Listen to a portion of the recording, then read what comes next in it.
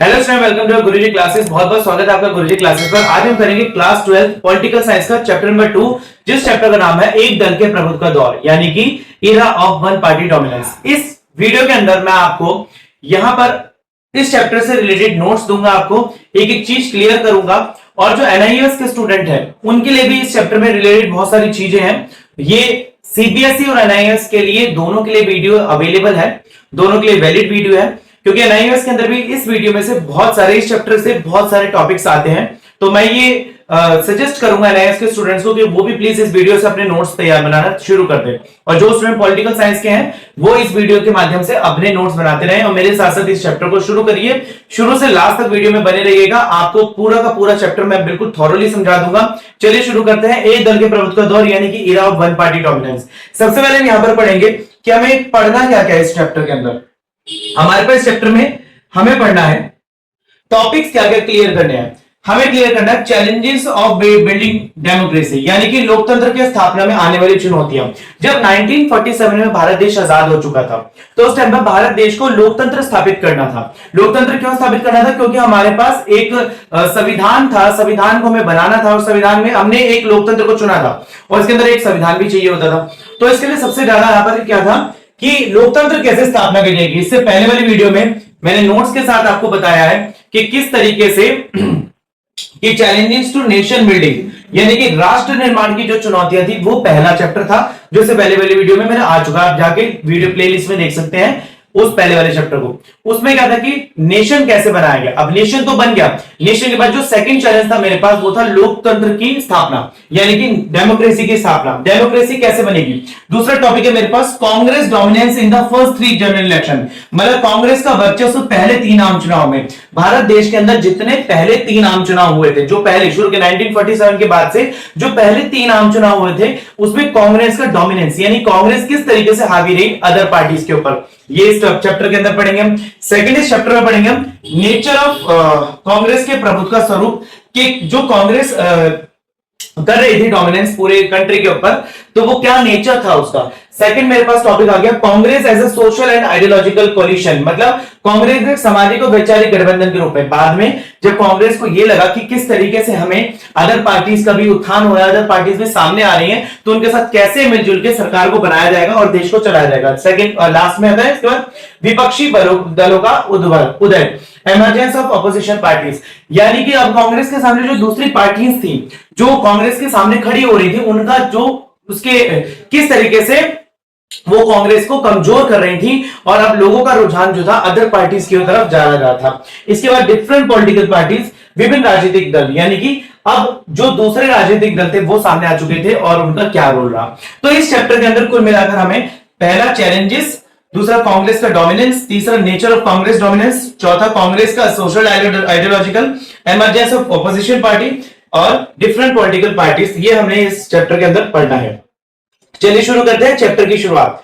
पहला मेरे पास आ जाता है यहां पर कि for democracy elections are compulsory. देखो भारत देश के अंदर अगर हमें डेमोक्रेसी चाहिए थी, लोकतंत्र चाहिए था, तो यहां पर इलेक्शंस कराना बहुत जरूरी था।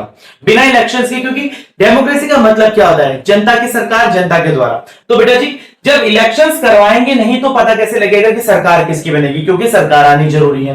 तो एक लोकतंत्र के लिए चुनाव जरूरी होता है। अगर मुझे कॉन्स्टिट्यूशन है मेरे पास, कॉन्स्टिट्यूशन कहता है कि डेमोक्रेसी होनी चाहिए और डेमोक्रेसी कहती है कि यहां पर इलेक्शन होना चाहिए। क्योंकि इलेक्शन क्यों होगा? इलेक्शन होगा अगर सरकार बनेगी तो वो जनता के चुनाव से बनेगी, तो एक इलेक्शन होना जरूरी था। दूसरा जनता की सरकार, जनता के द्वारा, government of the people by the people, यानी कि डेमोक्रेसी का मतलब था कि जो भी सरकार बनेगी वो जनता के द्वारा बनाई जाएगी। इसके लिए क्या हुआ? एक निर्वाचन आयोग की स्थापना हुई 1950 में। Election commission was established. देखिए इस चीज को समझेंगे, निर्वाचन आयोग क्या होता है, इलेक्शन कमीशन क्या होता है। जब भारत देश आजाद हो गया 1947 में, हमारा भारत देश आजाद हो गया, यहां पर जरूरी था कि भैया इलेक्शन करवाए जाए देश के अंदर। अगर हम ये बीड़ा, ये रिस्पॉन्सिबिलिटी किसी गवर्नमेंट को दे दें तो गवर्नमेंट क्या करेगी? जब इलेक्शन कराएगी तो अपने ही फेवर में कर सकती है, कोई पार्शियलिटी हो सकती है, बायसनेस हो सकती है। तो इस पार्शियलिटी से बचने के लिए यहां पर डिसाइड करा गया कि एक इलेक्शन कमीशन नाम का एक आयोग बनाया जाएगा। जो निर्वाचन आयोग बनाया जाएगा, एक इलेक्शन कमीशन नाम के बनाया जाएगा। इलेक्शन कमीशन मतलब कि एक तरीके से मैं आपको बताऊं कि ग्रुप, मतलब ऐसा ग्रुप जो लोगों जो कि डिसाइड करेगा कि देश के अंदर इलेक्शन कैसे कराए जाएंगे। तो चुनाव आयोग का गठन कब हो गया? 1950 के अंदर चुनाव आयोग का गठन हो गया। इसके बाद first election officer was Sukumar Sen, यानी कि इस इलेक्शन का कमीशन का जो पहला ऑफिसर था वो था सुकुमार सेन। सुकुमार सेन इसका पहला ऑफिसर बनाया गया। उसके ऊपर सारा इलेक्शन कमीशन का बीड़ा दिया गया कि भैया अब देश के अंदर आपने चुनाव करवाने हैं, किस तरीके से कराने हैं। चुनाव कराने के लिए देखिए सबसे पहली बात तो सीमांकन करा जाएगा, यानी कि कॉन्स्टिट्यूएंसीज बनाई जाएंगी कि कहां पर चुनाव कराए जाएंगे, किस तरीके से कराए जाएंगे। लोगों की वोटर लिस्ट में नाम लिया जाएगा, नाम लिखा जाएगा, उन लोगों को बताया जाएगा कि अब देश में इलेक्शन होने जा रहा है, लोगों को आगाह कराया जाएगा, इन्फॉर्म करा जाएगा कि कौन कौन सी पॉलिटिकल पार्टीज देश के अंदर आ रही हैं चुनाव लड़ने के लिए। तो पहला कौन था? सुकुमार सेन। अब इसके बाद आता है everybody was expecting election in 1950। Bharat के पहले चुनाव आयुक्त सुकुमार सेन थे, ठीक है। सभी लोग 1950 में चुनाव का अपेक्षा कर रहे थे। देखिए चुनाव 1950 में ही हो जाने चाहिए थे, पर नहीं हो पाए, क्योंकि जो चुनाव आयोग काम कर रहा था उसने जितने भी लोगों को हायर करा, उन्होंने जो लिस्ट बनाई वो फेल हो चुकी थी। कैसे हो चुकी थी हम आगे देखेंगे, क्योंकि जब वोटर लिस्ट ही नहीं बनी तो पता कैसे लगेगा कि वोटर कार्ड कैसे बनेंगे, कितने लोगों ने चुनाव करना है। क्योंकि आजादी के टाइम पर भारत देश की 85% जो जनसंख्या थी वो इलिटरेट थी, यानी कि अनपढ़ थी, असाक्षर थी। तो ये बहुत जरूरी था उस टाइम पर देखना कि चुनाव जल्दी से कराने से बेटर है कि चुनाव सही तरीके से करवाया जाए। अगला, it was not easy to conduct election. स्वतंत्र और निष्पक्ष चुनाव कराना कठिन था। देखिए इन द कंट्री, देश में चुनाव, देखिए हमारे देश के अंदर बहुत सारे, जैसे कि हमारे देश ने सेक्युलरिज्म को अपनाया था। सेक्युलरिज्म का मतलब होता है धर्मनिरपेक्ष। धर्मनिरपेक्ष का मतलब कि हमारा देश सभी धर्म को समान तरीके से मानता है। अब एक स्वतंत्र और निष्पक्ष चुनाव कराना एक देश के अंदर बहुत मुश्किल था। हमारे देश के अंदर एक लिबरल इलेक्शन, मतलब कि इजी नहीं था कंडक्ट करना इलेक्शन को, क्योंकि सब देशवासियों को ऑलरेडी अभी वो आजादी के यानी कि बंटवारे की चोट से उभरे नहीं थे और एकदम से चुनाव करा देते और कुछ गलत हो जाता जो उनके फेवर में ना होता किसी धर्म के, तो ये भी चुनाव हमारा फेल हो सकता था और यहां पर दोबारा से दंगे या आपदा, कुछ भी मतलब आपदा मतलब दंगे फसाद होने की कोई भी प्रॉब्लम सामने आ सकती थी। तो इस तरीके से कि बहुत मुश्किल था। It was difficult to hold free and fair election.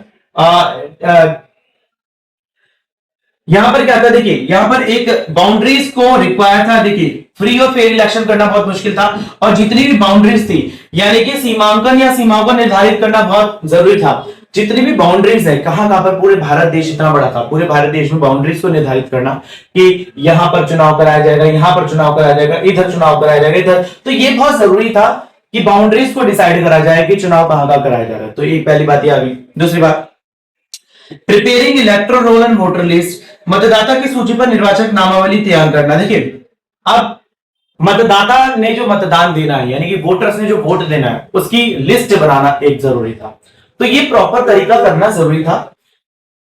इसके बाद देखते हैं आगे। अगला आता है यहां पर, देखिए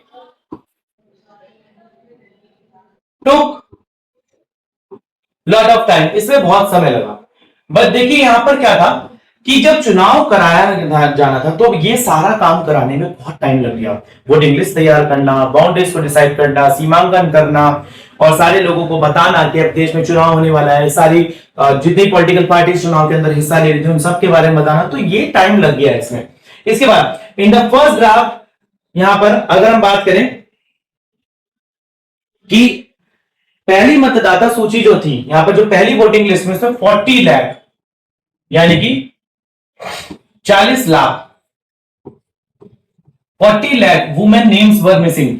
जो पहली मतदाता सूची बनी ना, यानी कि जो पहली वोटर लिस्ट बनी, उसमें पहली मतदाता सूची में 40 लाख वुमेन्स के नेम ही मिसिंग थे, because were listed as wife of daughter of. देखिए पहली मतदाता सूची में 40 लाख महिलाओं के नाम गायब थे, क्योंकि उन्हें केवल किसी की पत्नी या किसी की बेटी के रूप में लिखा था। किस तरीके से लिखा था? अला की बेटी, फला की बेटी, इस तरीके से नाम लिखा हुआ था। तो महिलाओं के नाम नहीं थे उसमें। 40 लाख महिलाओं के नाम गायब होने का मतलब देश में 40 लाख मतदाताओं का गायब हो जाना। तो ये बहुत एक बड़ी बात थी चुनाव कराने के लिए। इसके बाद 32वां MLA members of legislature assembly and 490 members of Lok Sabha, कितने चुने जा रहे थे? 3200 विधायक विधानसभा के सदस्य चुने जाए थे और 498 सदस्यों को लोकसभा के लिए यानी कि मेंबर ऑफ लोकसभा चुने जा रहे थे। इसके बाद only 50% of eligible voters were illiterate. Bharat देश के अंदर 15% लोग सिर्फ साक्षर थे वोटिंग देने के लिए, जिनको रियली में पता था कि वोटिंग होने जा रही है और किस तरीके से होगी। इसके बाद 3 lakh officer and polling staff to conduct the election. 3 lakh जो थे चुनाव कराने के लिए 3 लाख अधिकारियों को मतदान नियुक्त कराएंगे। देखिए जो इलेक्शन कमीशन था ना उसने 3 लाख अधिकारियों को चुना कि ये 3 लाख जो अधिकारी हैं पूरे देश के अंदर जाएंगे, मतदाता की सूची बनाएंगे, बाउंड्रीज क्रिएट करेंगे, लोगों को अवेयर करेंगे इलेक्शन के बारे में। तो 3 लाख अधिकारियों को उन्होंने चुन दिया। उसके बाद democracy was limited till develop the country. देखिए लोकतंत्र केवल विकसित देशों तक ही सीमित था। उस टाइम पर जो डेमोक्रेसी थी ना, जो सिर्फ डेवलप्ड कंट्रीज थी वहीं तक ही लोकतंत्र था। इससे ज्यादा अदर कंट्रीज में जो डेमोक्रेसी थी इतना फुलफिल नहीं हो चुका था, मतलब इतना सक्सेसफुल नहीं था डेमोक्रेसी। तो ये भी एक अलग बात थी। Nehru introduce universal adult franchise. Nehru ने क्या करा, सार्वभौमिक मताधिकार की व्यवस्था शुरू की। यूनिवर्सल एडल्ट फ्रेंचाइजी का मतलब होता है हमारे देश के अंदर उस टाइम पर 21 साल की एज डिसाइड करी गई थी वोटिंग की। तो नेहरू ने कहा जो 21 की एज अटेन कर लेता है वो वोटिंग देगा, और दिस इज नॉट कंपलसरी कि वो मैन है, वुमेन है, ट्रांसजेंडर, कोई भी किसी भी धर्म का, ग्रुप का, क्षेत्र का, हर व्यक्ति वोट देने के लिए एलिजिबल है जो 21 की एज को अटेन कर चुका है। तो ये नेहरू की पहली बात थी। यहां पर आगे बढ़ते हैं। इसके बाद देखिए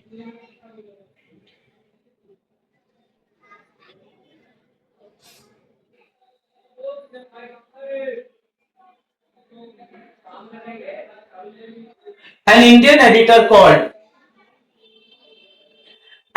editor called the biggest gamble of history। एक भारतीय संपादक, एक न्यूज़पेपर का संपादक था, जो भी एक संपादक था भारत का, उसने बोला कि भारत अपने अपने इतिहास का सबसे बड़ा जुआ खेलने जा रहा है।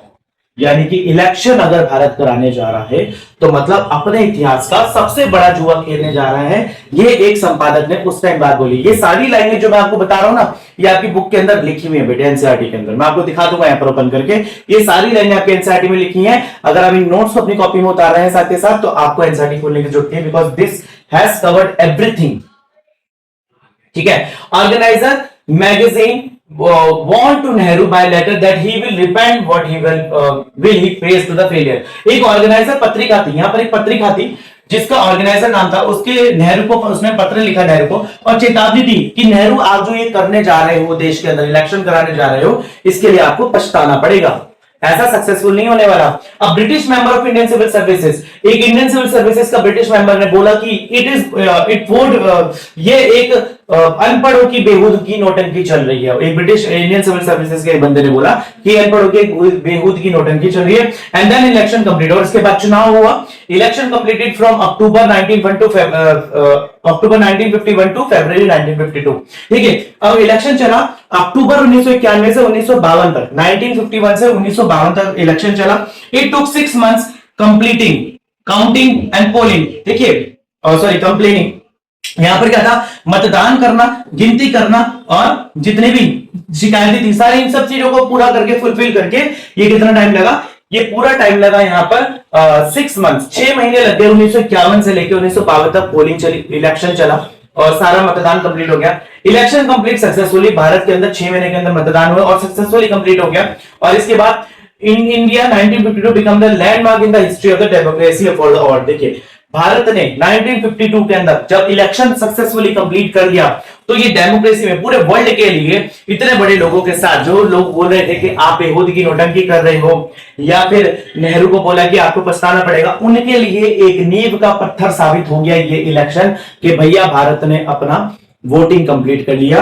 और अब हम भारत को कुछ समझते हैं, कुछ मानते हैं कि नेहरू ने सही करा। आगे आगे देखिए।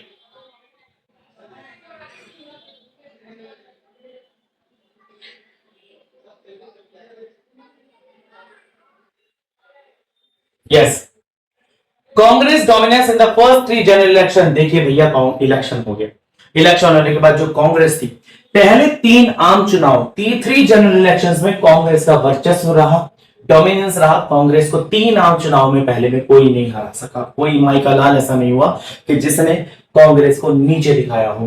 पंडित Jawaharlal Nehru was the leader of the Congress party. Pandit Jawaharlal Nehru Congress party के लीडर थे।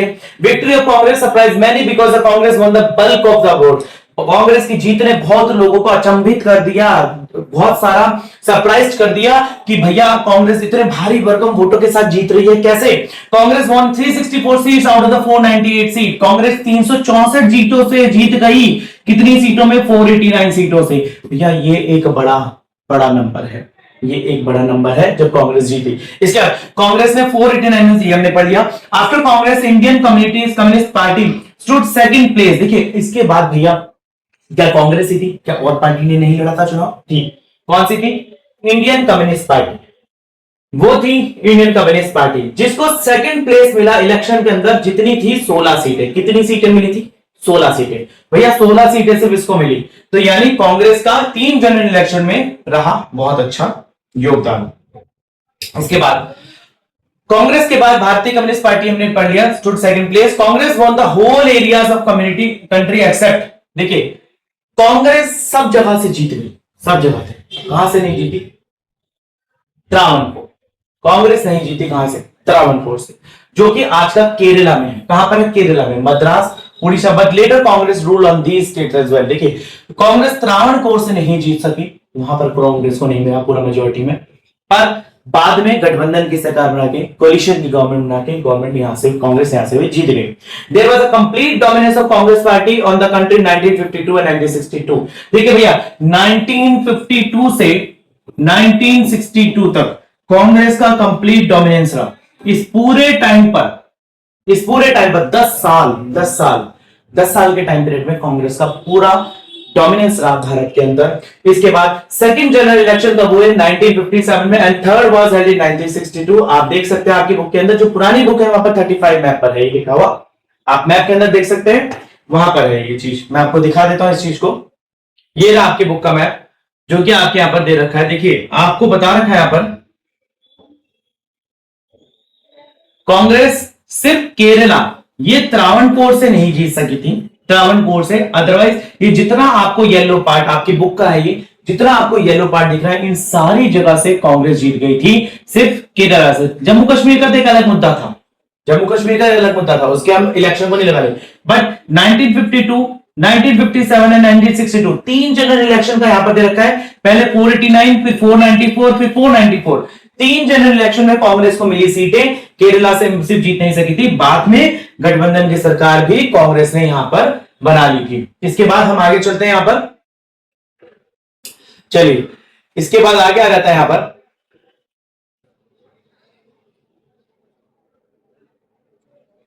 देखिए other opposition parties 10% voters than Congress in 3 general election. 3 आम चुनाव में अन्य विपक्षी पार्टियों को, देखिए जो 3 आम चुनाव हुए, जो अन्य विपक्षी पार्टियां थी उनको 10% वोट भी नहीं मिल सके। कांग्रेस कुछ राज्यों में नहीं जीत सकी, जैसे कि केरल, ये हमने पढ़ लिया। कांग्रेस एक सामाजिक वैचारिक गठबंधन के रूप में, कांग्रेस को सोशल आइडियोलॉजिकल कोलिशन। अब क्या था, फाइनली जब कांग्रेस को ये पता लग गया कि मैं कुछ जगह से नहीं जीत पा रही हूं, तो कांग्रेस ने उनके साथ कोलिशन करने की फाइनली, उसके अलावा और उसके पास कोई आंसर नहीं था। पर कांग्रेस ओरिजिन वाज 1885। ठीक है, कांग्रेस जो थी ना बनी थी हमारी 1885 के अंदर। 1885 में कांग्रेस जो थी कुछ युवा नेताओं द्वारा, यानी कि सम यंग लीडर्स के द्वारा कांग्रेस को स्टार्ट करा गया था। The Congress was the platform of the numerous group. Congress अनेक समूहों का एक मंच था। सारे जितने भी समूह थे उन सब ने मिलकर एक मंच बनाया जहां पर था, जिसका नाम दिया कांग्रेस। कब दिया? 1885। In the pre-independence day, many organization and with their own constitution organization were allowed to exist and with the Congress। देखिए स्वतंत्रता से पहले कुछ दौर में कई संगठन अपने अपने संविधान के साथ मौजूद थे। ऐसे संगठन के कांग्रेस की भी एक अनुमति दी गई। देखिए स्वतंत्रता से पहले बहुत सारे ऐसे ग्रुप्स थे जो चाह रहे थे कि हम मिलके संविधान को बनाए या हमारे द्वारा संविधान को लिखा जा सके। उनमें से एक कांग्रेस भी थी जिसके अंदर हमारा नाम लिया आता है। अगला आता है यहां पर, देखिए अगला है डिफरेंट पॉलिटिकल पार्टीज। अब विभिन्न राजनीतिक पार्टियों का उद्भव हो गया, यानी कि डिफरेंट पॉलिटिकल, अलग पॉलिटिकल पार्टीज आ गई। Congress was established 1885, mass movement in 20th century. देखिए एक मास मूवमेंट के द्वारा कांग्रेस स्टैब्लिश हुई थी, यानी कि एक जन आंदोलन के द्वारा कांग्रेस बनी थी। Communist party 1920 inspired by the Russian Bolshevik revolution, main leaders A K. Gopalan ऐसे ठीक है। और एक पार्टी और थी हमारे पास कम्युनिस्ट पार्टी, जो कि 1920 के अंदर बनी थी, जो कि इंस्पायर्ड थी किससे? रशियन बोल्शेविक रेवोल्यूशन, एक रशियन बोल्शेविक क्रांति थी जिससे बनी थी, और इसके मेन लीडर थे ए.के. गोपालन एंड एस.ए. डांगे। इसके कम्युनिस्ट पार्टी के इंडिया के अंदर मेन लीडर थे ए.के. गोपालन एंड एस.ए. डांगे।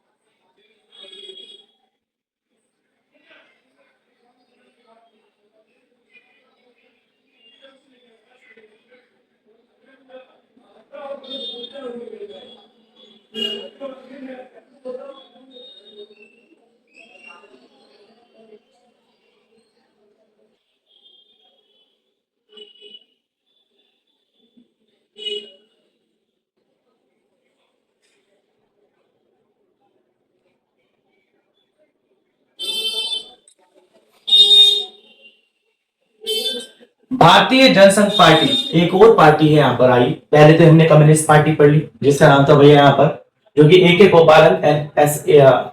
डांगे। इसका भारतीय जनसंघ पार्टी, जिसकी जड़ें BJP are in this party, जो आज की बीजेपी है, इसकी जड़ें कहां पर है? भारतीय जनसंघ पार्टी के अंदर, जो कि एस्टैब्लिश हो गई थी 1951 में। किसने एस्टैब्लिश करी थी? किसके द्वारा? श्याम प्रसाद मुखर्जी के द्वारा एस्टैब्लिश करी गई थी संघ पार्टी। वर्तमान भारतीय हमने पढ़ लिया यहां पर। Emphasize the one nation and one theory. देखिए जो भारतीय जनसंघ पार्टी थी ना, वो एक थ्योरी देती थी, वो कहती थी कि एक राष्ट्र होना चाहिए, एक राष्ट्र। वो ये हमेशा कहते थे कि आप पाकिस्तान जो डिवाइड हो चुका है भारत से, आप उसको भी अपने में मिला लीजिए। तो वो एक राष्ट्र चाहते थे।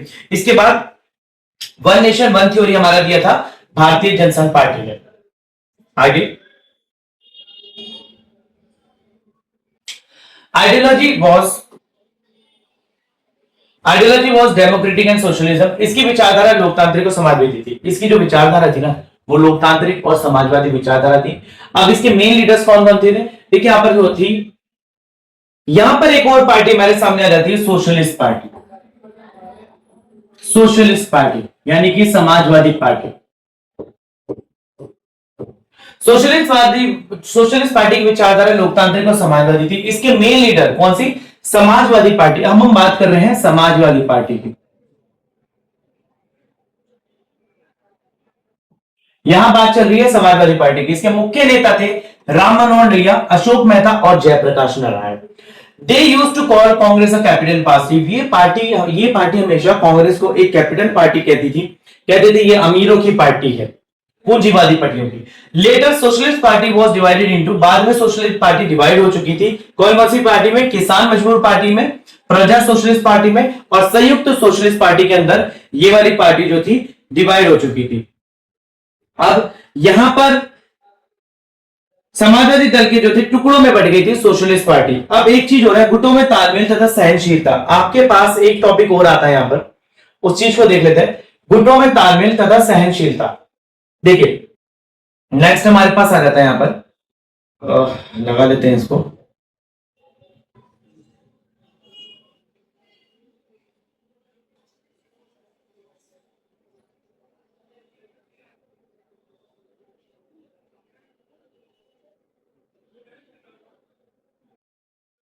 देखिए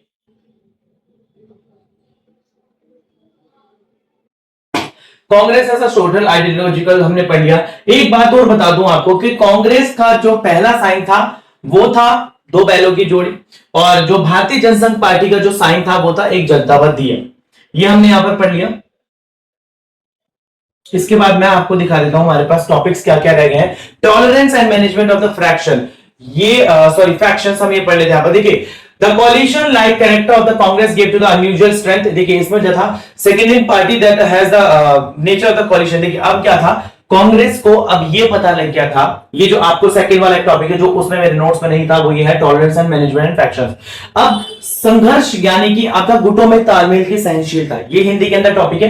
कांग्रेस को आपस में सहनशीलता मतलब कि आप एक टॉलरेंस के साथ अच्छे मतलब नेचर के साथ अदर पार्टीज के साथ मिलना था कि अब हम मिलेंगे नहीं तो आगे हम गठबंधन की सरकार बनाएंगे कैसे, क्योंकि अब वो समय नहीं रहा जो हमारा वर्चस्व था। 10 साल तक हमने 3 जनरल इलेक्शंस में जीत लिए, but now other parties has raised their head. अब दूसरी पार्टी से अपना हेड उठा लिया, अपना सिर उठा लिया। अब हमारे सामने, अब हमें उनके साथ मिलकर चलना पड़ेगा अगर देश में प्रजा चलानी है, यानी कि देश में लोकतंत्र, देश में पॉलिटिक्स करनी है। तो ये था दीनदयाल उपाध्याय, यहाँ पर नाम दे रखा जो कि आरएसएस के वर्कर थे। इसके बाद हम देख लेते हैं यहाँ पर दे रखा है नेहरू कैबिनेट स्वेरिंग द चक्रवर्ती के, यहाँ पर नेहरू की फोटो दे रखी है। यहाँ पर emergency of the opposition party, इसका मतलब कि नेहरू जी ऊपर बैठे और नीचे ऑपोजिशन पार्टी जो है नेहरू के तने को खींच रही है। ये इमेजेस भी बहुत इंपॉर्टेंट है, खींच रही है। आई थिंक ये विजिबल होगा आपको, एक बार देख लेता हूं विजिबल है कि नहीं है। यस, ये थोड़ा सा तो विजिबल आपको। और यहां पर आगे हमारे पास Shyam Prasad Mukherjee, leader of the Hindu Mahasabha के फाउंडर थे। यहां पर आई थिंक हमारा ये चैप्टर खत्म हो चुका है। ये इमेजेस बहुत इंपॉर्टेंट है स्टूडेंट्स, ये देख लूं मैं, आपको इमेज शो हो रही है। यस, आपको इमेज शो हो रही है, ये आपकी बुक में भी होगी। थोड़ा सा अगर आपको शायद आप क्लियर हो, ओके आप क्लियर है। यहाँ पर ये इमेज देख लेते हैं। यहाँ पर देखिए ये इमेज यहां दे रखी है, नेहरू जी ऊपर बैठे हैं अपने कैबिनेट मिनिस्टर के साथ और नीचे जो other parties attack of war resume मतलब कि चल रही है इनको हटाने की यहां से, कि भैया इनको हटाया जाए और हमारे हम यहां पर अपनी सरकार बनाना चाहते हैं। इसके बाद यहां पर और क्या है इंपॉर्टेंट यहां पर दे रखा है आपका टॉलरेंस हमने पढ़ लिया, और कम्युनिस्ट पार्टी के बारे में मैंने आपको बता दिया। Form 1935 the communist work mainly from with in the fold of the Indian national Congress. 1935 से कांग्रेस, इंडियन नेशनल कांग्रेस के साथ काम करा कम्युनिस्ट पार्टी ने। इसके बाद यहां पर आपका देखिए ये कांग्रेस का पहला साइन है, this is the first sign of the Congress, nature of the Congress dominance. दो बैलों की जोड़ी कांग्रेस का पहला साइन था, ये हाथ का साइन नहीं हुआ जाता था। एक रफी अहमद किदवई लिखा हुआ कांग्रेस के लीडर थे यूपी के। यहां से बता रखा है इसमें आपको, और आपकी बुक के अंदर क्या इंपॉर्टेंट दे रखा है यहाँ पर सोशलिस्ट पार्टी के लिए है communist party victory in Kerala. Communist party Kerala से जीती थी, ये हमने बात कर ली है। त्रावणकोर जो था पहले, आज का केरला है। इसका सोशलिस्ट पार्टी के बारे में हमने पढ़ लिया। यहाँ पर सोशलिस्ट पार्टी में हमने पढ़ लिया जो राम मनोहर लोहिया, बहुत इंपॉर्टेंट है, इस बात को ध्यान रखना। तो स्टूडेंट्स तकरीबन मैं सारे टॉपिक्स यहाँ पर कवर करा चुका हूँ, छोटा सा चैप्टर है। और ये एनआईएस के स्टूडेंट के लिए भी एक चैप्टर है जो मैं डालूंगा इसकी वीडियो, और उसमें भी नेम से आ गई हो गया है उसके स्टूडेंट को प्लेलिस्ट में आएगी। तो अगर आपने मेरा चैनल को सब्सक्राइब नहीं करा तो प्लीज कर दीजिए, लाइक कर दीजिए, फ्रेंड्स के साथ शेयर कर दीजिए, और ऐसे ही प्यार देते रहिए। मिलते हैं अगले वीडियो में, तब तक के लिए धन्यवाद।